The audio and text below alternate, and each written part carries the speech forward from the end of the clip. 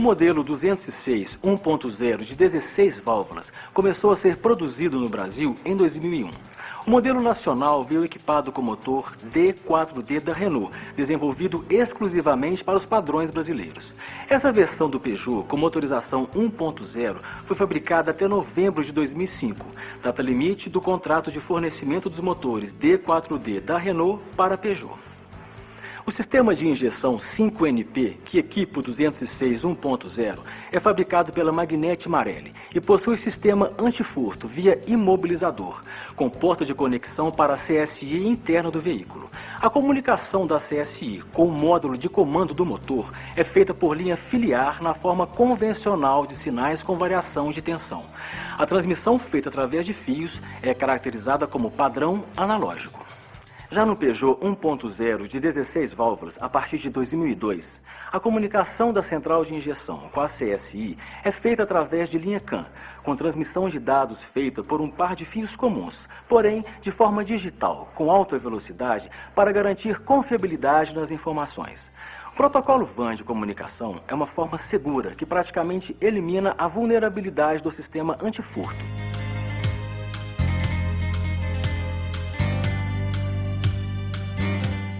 No 206 1.0 de 16 válvulas, o corpo de borboleta está localizado dentro do compartimento de tomada de ar e câmara de ressonância, localizado sobre o cabeçote. A desmontagem desse compartimento é necessária sempre que houver necessidade de limpeza, reparo na unidade aceleradora ou para a regulagem das válvulas.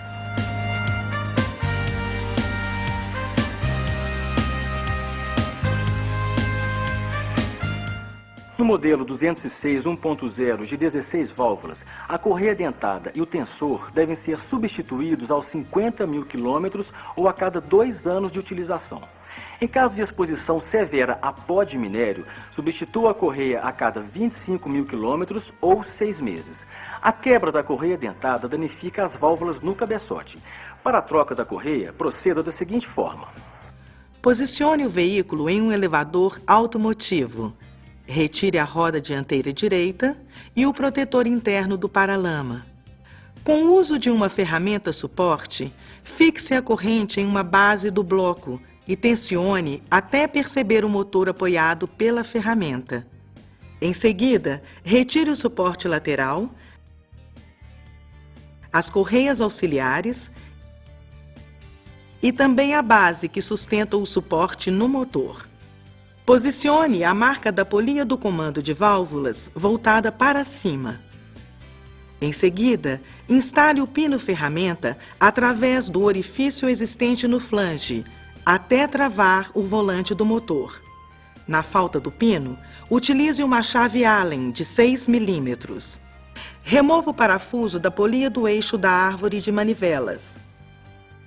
Agora, remova as proteções intermediária e inferior da correia dentada. Na sequência, solte o aperto do parafuso do tensor, libere a carga de tensão e remova a correia dentada de seu alojamento. Instale a nova correia com as setas voltadas para o sentido de giro do motor, de forma que as marcas internas coincidam com a referência da polia da árvore de manivelas e da polia do comando de válvulas. Aplique carga no tensor da correia de forma que o pino móvel se alinhe à referência da base. Depois, aperte o parafuso do tensor com um pequeno torque. Instale a proteção inferior da correia, a polia do eixo da árvore de manivelas e aperte seu parafuso com 20 Nm, mais 90 graus de aperto angular. Remova o pino ferramenta do volante e aplique 2 voltas no eixo do motor.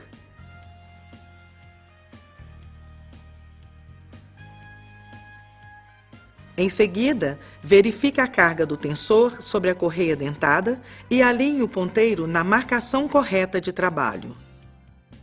Para finalizar, aperte o parafuso do tensor com um torque de 25 Nm. Para concluir os procedimentos, monte os componentes na ordem inversa da desmontagem.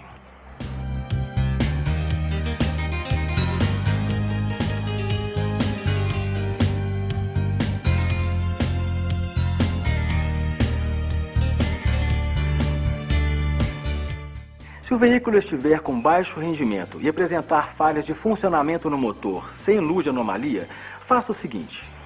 Substitua as velas de ignição por produto correspondente recomendado.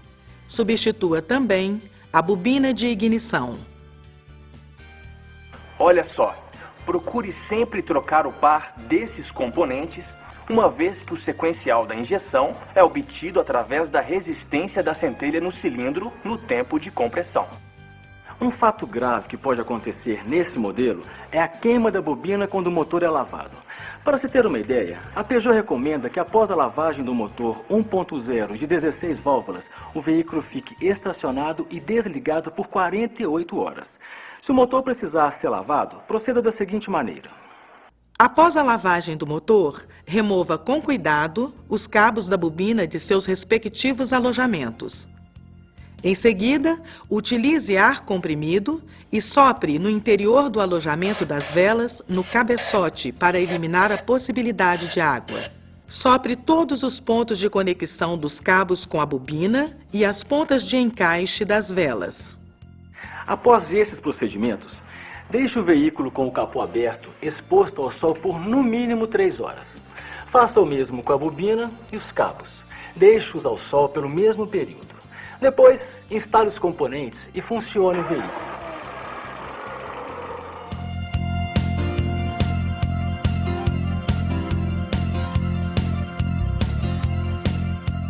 Quando o motor demorar para entrar em funcionamento, o sensor de rotação pode estar com defeito ou com mau contato no seu conector. Nesse caso, verifique as condições do componente e limpe seus contatos elétricos. Se a falha retornar, troque o sensor. Se persistir, substitua também o chicote elétrico do sistema de injeção no lado do motor. A memória de falhas deve ser apagada com a utilização de um scanner. Se a falha ficar armazenada, dias depois o sistema entrará em recovery e o motor passará a funcionar com meia aceleração, não obedecendo aos comandos do pedal do acelerador. Agora, quando o motor tem um funcionamento instável e de forma quadrada, verifique a borracha de vedação do sensor MAP no coletor. Possivelmente estará rasgada. Substitua a vedação, utilize um scanner para limpar a memória e apague os parâmetros adaptativos. Quando são apagados, deve-se andar vários quilômetros com o veículo em todas as condições de solicitação do motor para que o sistema se ajuste ao padrão de condução exposto.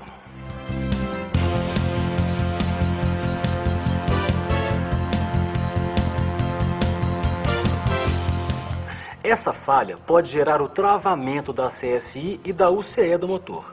Proceda da seguinte maneira. Substitua a bateria ou faça sua recarga.